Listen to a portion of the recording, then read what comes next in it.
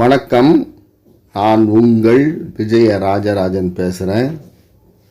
இன்றைய பதிவு திருமணத்துக்கு பின் விவாகரத்து ஆகாமல் தடுப்பது எப்படி அப்படின்னு இந்த பதிவு. அதாவதுங்க, ஒவ்வொரு ஜாதகத்திலையும் 7ஆம் இடம் அப்படிங்கிறது களத்திர ஸ்தானமாக சொல்லப்படுது. அந்த களத்திர ஸ்தானாதிபதி நல்ல நிலையில் இருக்கணும். அப்படி இருந்தால் திருமணத்தில் பிரச்சனை இல்லாமல் நல்லபடியாக வரும், கல்யாணம் நடக்கும். அந்த 7ஆம் அதிபதி 8 கூடையவன் காலில் போய் நின்றுட்டான்னு வச்சுங்க. 8 கூடையவன் கெட்டவன், அவன் காலில் போய் 7 கூடையவன் நின்றுட்டா திருமணம் தடைப்படும், தாமதப்படும். ஆனால் 11ஆம் அதிபதி இருக்குது. அந்த 11ஆம் இடத்துல 7 கூடையவன் போய் நின்றுட்டு அங்கே நின்னாலும் திருமணத்தில் தடைப்படும், தாமதப்படும்.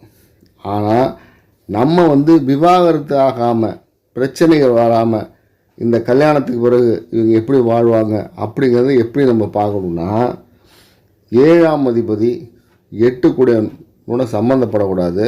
அப்படி சம்மந்தப்பட்டிருந்தால் கூட அவன் காலில் நிற்கக்கூடாது.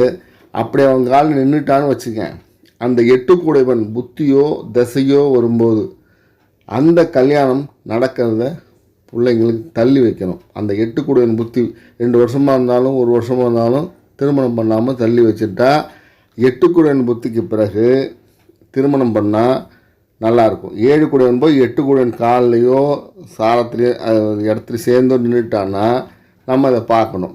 அடுத்தபடியாக 7 கூடையவன் போய் 11 கூடையவன் வீட்டில் இருந்து 11 கூடைய புத்தி நடந்துச்சுன்னு வச்சுங்க, இருதாரம் அமைப்பு. அப்போ தான் விவாகரத்தாகி இருதார அமைப்புன்னு சொல்கிறாங்க. 7 கூடையவன் போனால் சண்டை பிரச்சனை வருமே தவிர, இருதார அமைப்பு எங்கே வருதுன்னு கேட்டால் 11ஆம் இடத்துக்கு தான்.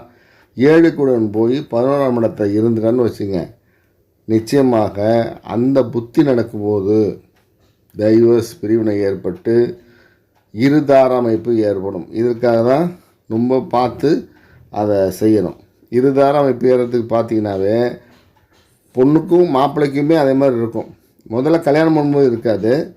அது பார்க்கும்போது நம்ம பொருத்தங்கள் மட்டும் தானே பார்ப்பாங்க. தசா புத்தி, தசைகள் என்ன, அடுத்த திசை என்ன வருது, அடுத்த புத்தி என்ன வருதுன்னு பார்க்க மாட்டாங்க.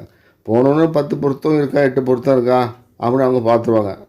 அவங்க பார்த்து அவங்க ஜாதகம் கொடுக்குறது அவங்க கடமை. நம்ம மாப்பிள்ளை இப்போ நல்லா இருக்காரா, இப்போ வேலையில் இருக்காரா, என்ன ஏதுன்னு பார்க்க நம்ம கடமை. ஆனால் அடுத்தது இவங்க ஒரு 3 வருஷம் 4 வருஷத்துக்குனாலும் இந்த புத்திகள் வராமல் இருந்தால் அவங்களுக்குள்ள பிரிவினை வராது. இப்போ ஒரு 3 வருஷம் போயிடுச்சுன்னு வச்சுங்க, அதுக்கப்புறம் இந்த திசையில் வந்தால் உள்ள சண்டை சச்சரவாக இருக்கும், குழந்தை குட்டி ஆகிடும், பிரிய மாட்டாங்க, ஒரு அண்டர்ஸ்டாண்டிங்கில் போயிடுவாங்க. விவாகரத்து போகிறதுக்கு போகாது. அது ஒரு சில பேர்களுக்கு வேணால் வரலாமே தவிர 100க்கு 90% அனுசரித்து போயிடுவாங்க. குழந்தை குட்டி உண்டானால ஒரு 3 வருஷம் 5 வருஷம் வராமல் இருந்து அதுக்கப்புறம் வந்துச்சுன்னா சரி இனிமேல் என்ன அப்படி குடும்பம் நடந்துடும். ஆனால் அதுக்கு முன்னாடி நம்ம பொண்ணும் மாப்பிள்ளையும் நம்ம பார்த்து சேர்த்து வைக்கும்போது சில பேருக்கு பார்த்தீங்கன்னா பொண்ணுக்கும் 11ஆம் அதிபதி திசை ஓடிட்டுருக்கும், புத்தி ஓடிட்டுருக்கும். திசை ஓடனாலும் புத்தி ஓடக்கூடாது. அதாவது திசை வருது, 9 திசை 9 திசை ஒரு வரும், அதில் 9 புத்தி வரும். அதில் 11ஆம் அதிபதி புத்தி வரக்கூடாது. முதல்ல திசைங்கிறது ஃபுல்லாகவே பார்த்துக்க முடியாது. புத்தி, அந்த புத்தி வரைக்கும் வெயிட் பண்ணணும். அந்த புத்தி ஆணுக்கும் பெண்ணுக்கும் சில பேருக்கு சேர்ந்த மாதிரி இருக்கும். 2 பேருக்குமே 11ஆம் அதிபதி புத்தி நடந்துகிட்ருக்கும்.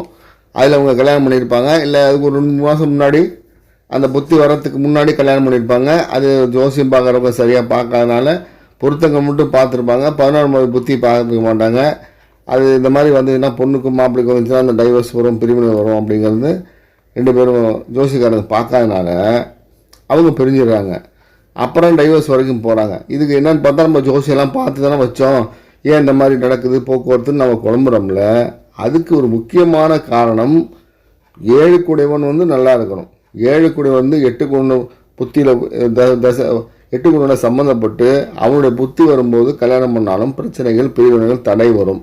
அதே மாதிரி 7 கூடையவன் போய் 11ல் நின்று 11 கூடையவன் தசை புத்தி நடந்துக்கிட்டு இருக்கும்போது அந்த 7 கூட அங்கே இருந்தானே அப்போ நம்ம கல்யாணம் பண்ணுறோம்னா அதில் நிச்சயமாக டைவர்ஸ் ஏற்பட்டு இருதார அமைப்பு அங்கே தான் சொல்கிறாங்க. 11ஆம் இடம் தான் சொல்கிறாங்க.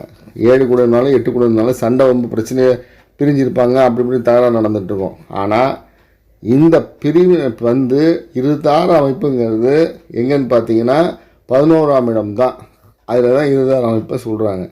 அதனால ஜாதகம் பார்க்கும்போது 11ஆம் இடத்துல எந்த கிரகம் இருக்குது, 7 குடன் இருக்கானா, 7 குடன் இருந்தால் கூட அந்த புத்தி வரக்கூடாது. அதை பார்த்துட்டு நம்ம திருமணம் பண்ணணும் அப்படிங்கிறது சொல்கிறதுக்காக இந்த பதிவு. நன்றி, வணக்கம்.